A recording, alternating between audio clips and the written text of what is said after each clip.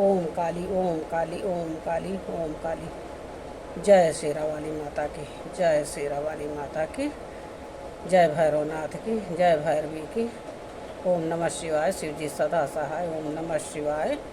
गुरु जी सदा सहाय। अनंताम अनंताम अनंताम अनंताम। शुक्राना गुरुदेव, शुक्राना गुरु जी, शुक्राना।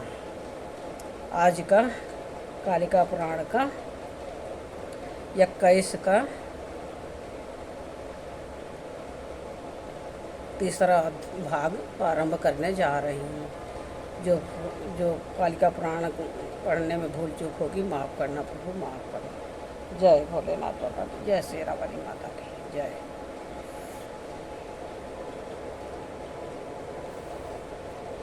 वह किसी समय भी रोहिणी का त्याग करके वहीं पर भी गमन नहीं किया करता है। यदि कोई भी अन्य नहीं होता है तभी चंद्र बाहर जाया करता है। वह चंद्र समस्त कलाओं से हीन केवल एक ही कला वाला रह गया है, अर्थात केवल एक ही कला उसमें शेष रह गई है। हे लोकों के ईसा, यही सर्वत्र लोक में कर्म का विपर्य प्रवृत्त हो रहा है। तात्पर्य यही है कि सभी का कर्म विपरीत हो रहे हैं।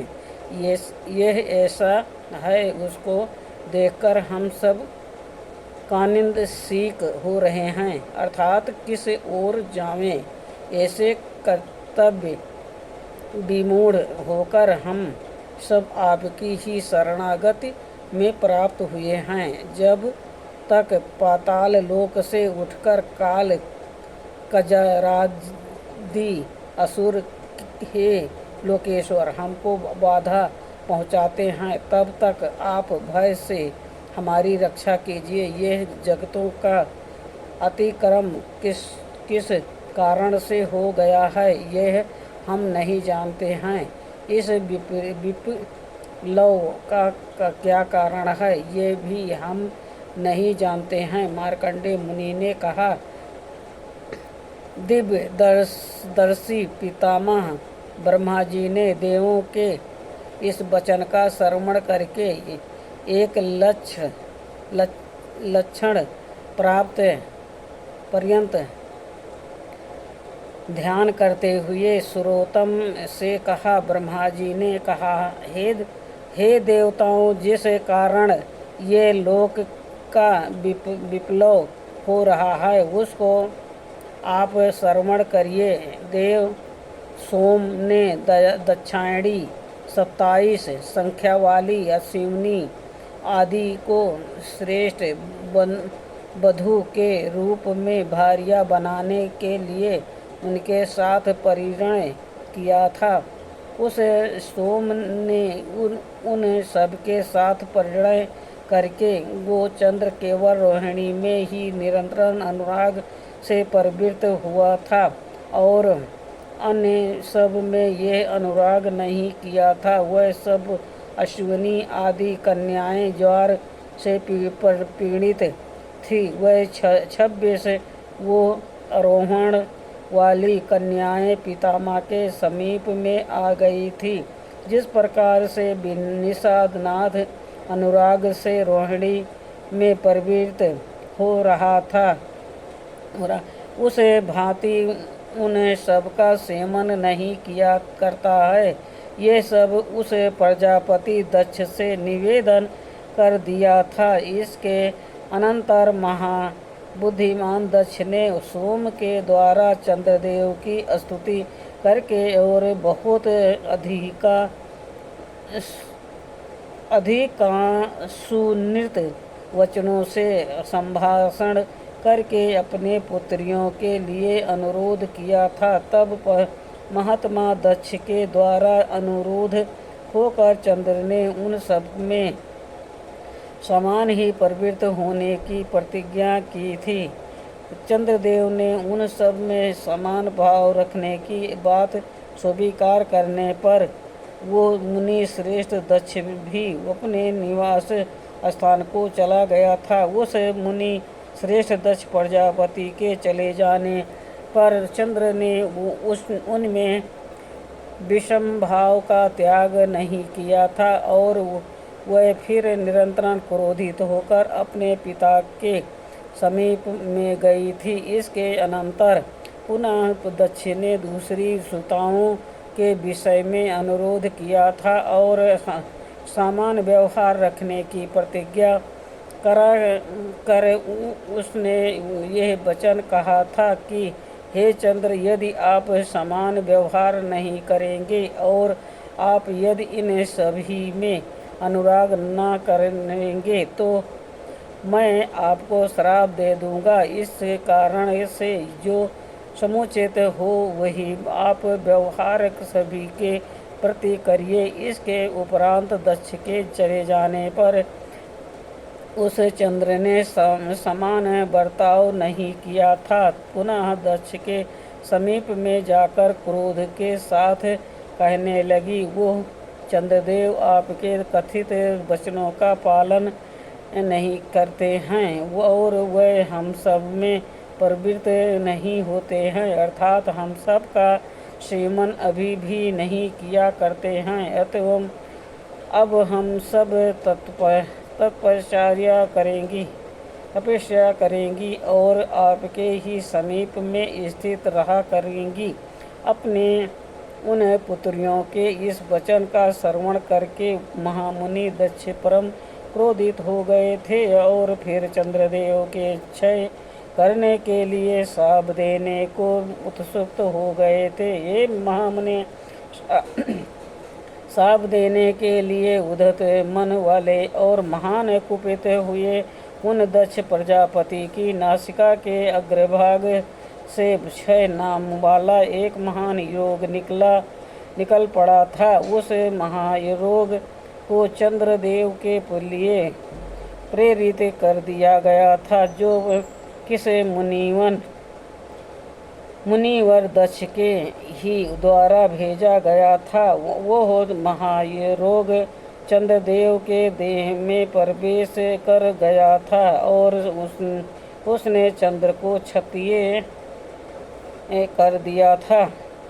चंद्रमा के भी क्षीण हो जाने पर महात्मा की ज्योत सना चांदनी भी क्षय को प्राप्त हो गई थी। ज्योत सना से क्षीण हो जाने पर समस्त औषधियाँ भी क्षय को प्राप्त हो गई थी। औषधियों के अभाव से ही उन लोकों में यज्ञों में संप्रवृत्ति नहीं हुआ करती है।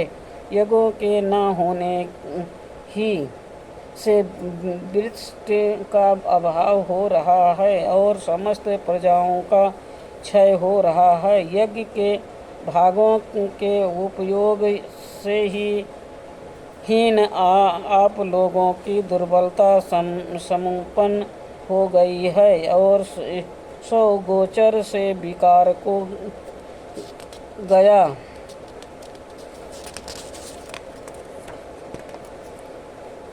है। यही संपूर्ण हमारी आपको बतला दिया है। जिस रीति से लोकों में विप्लव हो रहा है, हे श्रोतमों, अब यह भी आप लोग श्रवण कर लीजिए कि जिस उपाय से इस विप्लव की शांति होगी।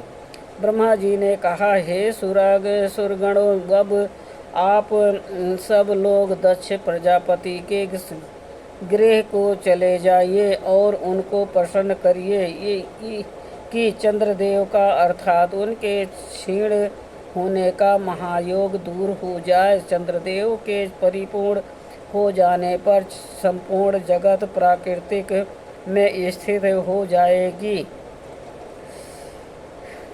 और आपको भी शांति की प्राप्ति हो जाएगी तथा समस्त औषधियों की संपत्ति भी हो जाएगी।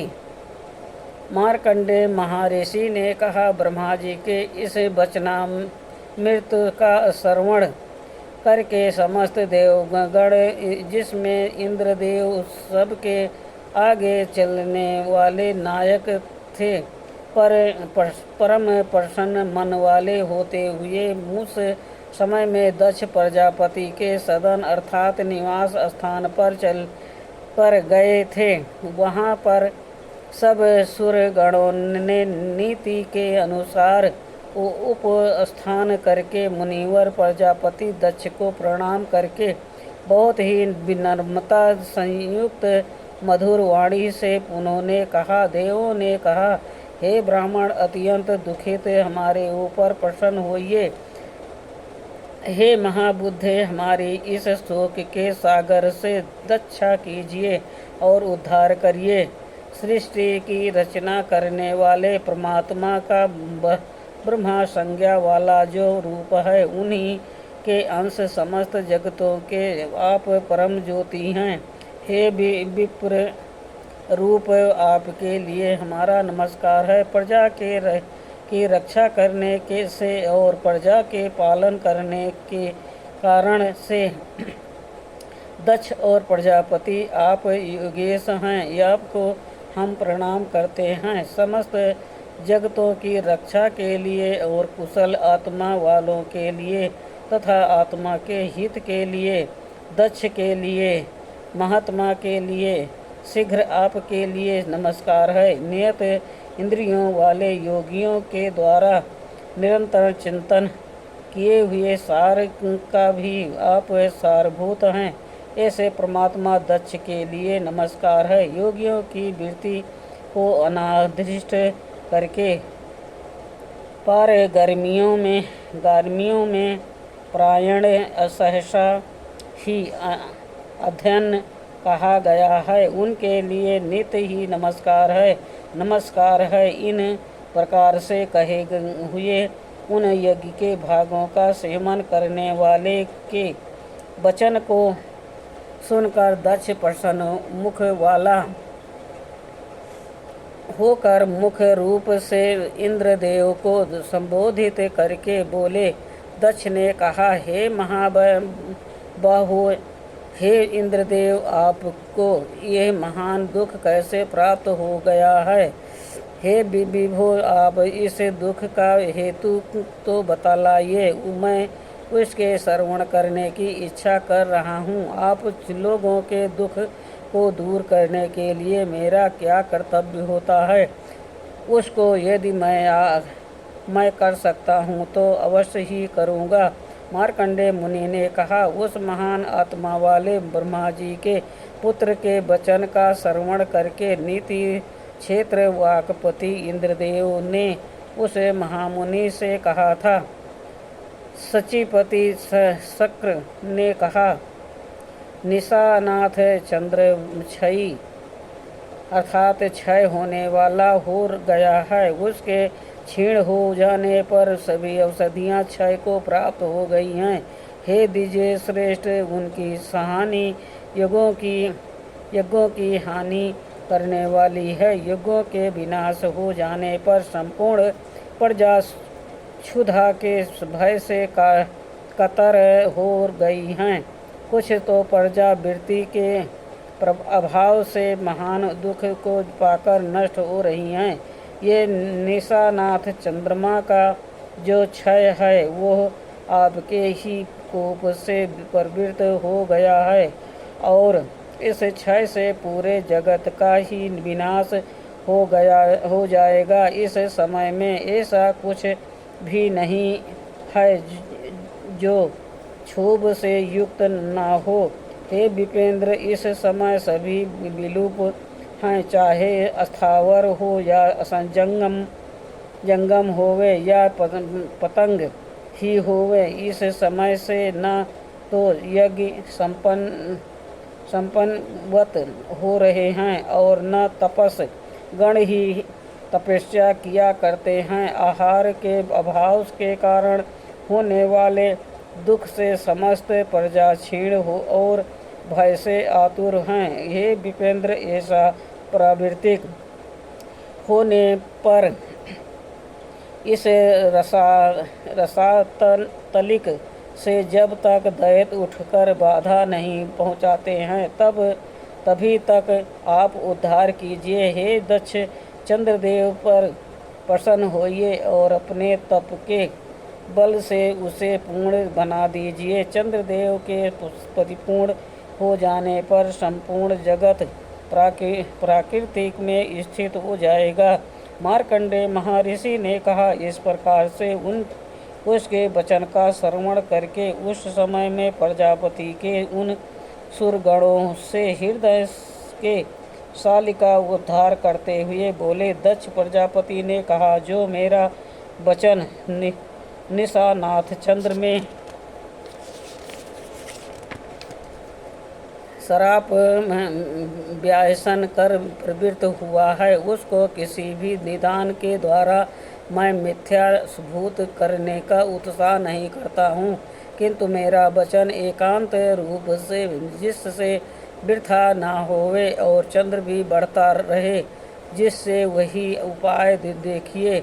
उसमें भी एक उपाय है कि जो चंद्रमा मास के आधे भाग में क्षय और वृद्धि को प्राप्त होकर भार्याओं से समान बर्ताव करे, उस प्रजापति को संप्रसन्न करके उसके उस वचन का श्रवण करके समस्त देवगण वहाँ पर गए थे जहाँ पर चंद्रमा रहता है। हे द्विजो, दक्ष मुनि के द्वारा इस प्रकार से वचन के कहने पर इसके अंतर उस समय में भार्याओं के सहित चंद्रमा का समाधान करके वह परम प्रसन्न सुरश्रेष्ठ ब्रह्मा जी के भवन में गए थे। हे महाभागो, वहाँ पर पहुंचकर जैसा दक्ष प्रजापति ने कहा था वो सभी परमात्मा ब्रह्मा जी से उन्होंने कह दिया था।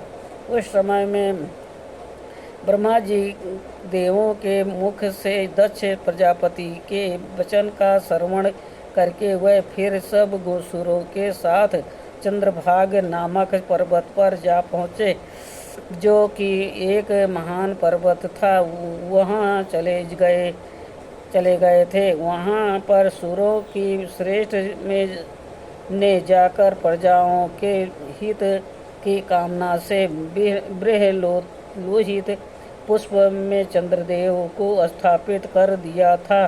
पितामह पूर्व में ही भूत भाव और भय भवत अर्थात वर्तमान के ज्ञान के संयुक्त थे। एतयोम इसके ही लिए जगत गुरु ने सरोवर को पूर्ण कर दिया था। इस सरोवर में स्नान करने वाले जंतु को निरोगता हो जाया करती है।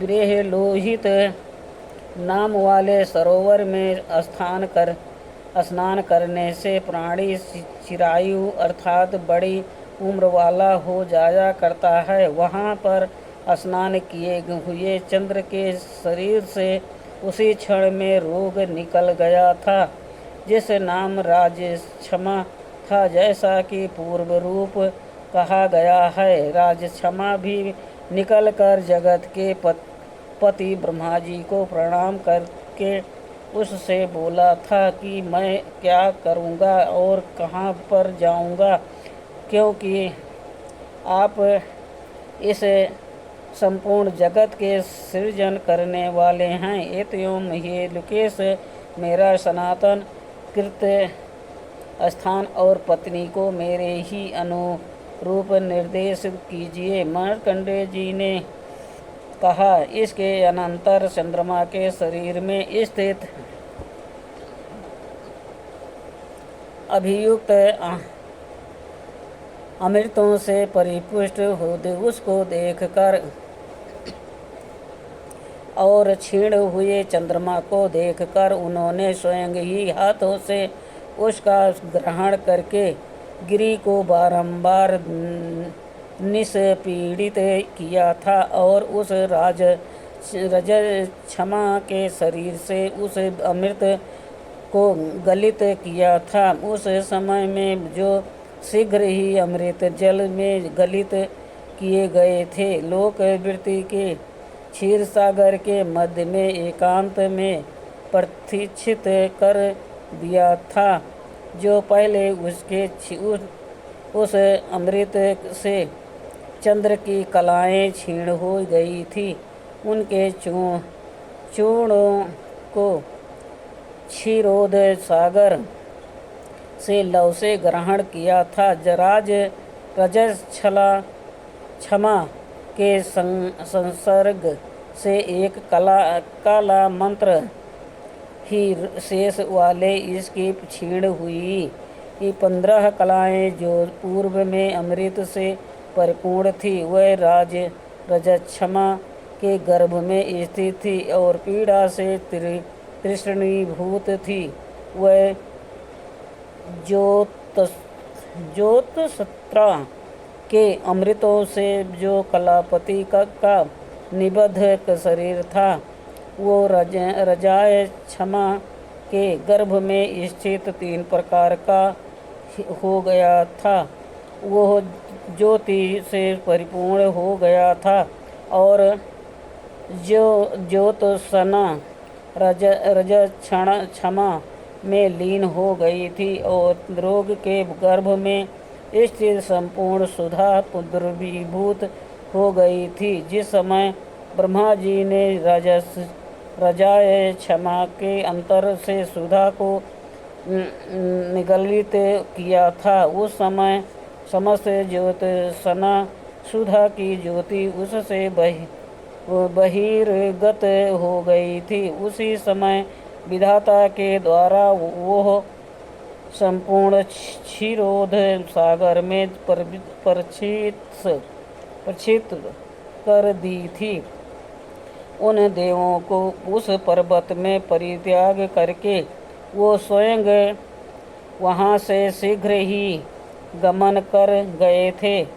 इसके उपरांत कलापूर्ण अमृतों का जल से प्रक्षालित करके उन तीनों को ग्रहण करके शीघ्र ही ज्योत्सना का भी प्रताच्छलन करके उस गिरि पर समागत हो गए थे। उस समय विधाता क्षीरोद से चंद्रभाग पर्वत पर पहुंचकर देवों के मध्य में ज्योत्सना कलाओं के चूर्ण में प्रविष्ट हो गई थी। ब्रह्मा जी ने उन तीनों को संस्थापित करके वह देवों के मध्य में संस्थित हो गए थे। उसके स्थान आदि के विषय में निर्देश करते हुए उन्होंने रजाए क्षमा से कहा था, ओम काली ओम काली ओम काली। जय शेरा वाली माता की, जय शेरा वाली माता की। ओम नमः शिवाय। शिव जी सदा सहाय। ओम नमः शिवाय। गुरु जी सदा सहाय। जय गुरु जी। शुक्राना गुरु जी। अनंतम अनंतम शुक्राना गुरु जी। हर हर महादेव, हर हर महादेव। जय भोलेनाथ बाबा की, जय भोलेनाथ बाबा की। जो कालिका पुराण पढ़ने में भूल चूक होगी माफ़ करना प्रभु, माफ़ करना। ये कालिका पुराण का 3रा अध्याय संपूर्ण हुआ। जय शेरा वाली माता की।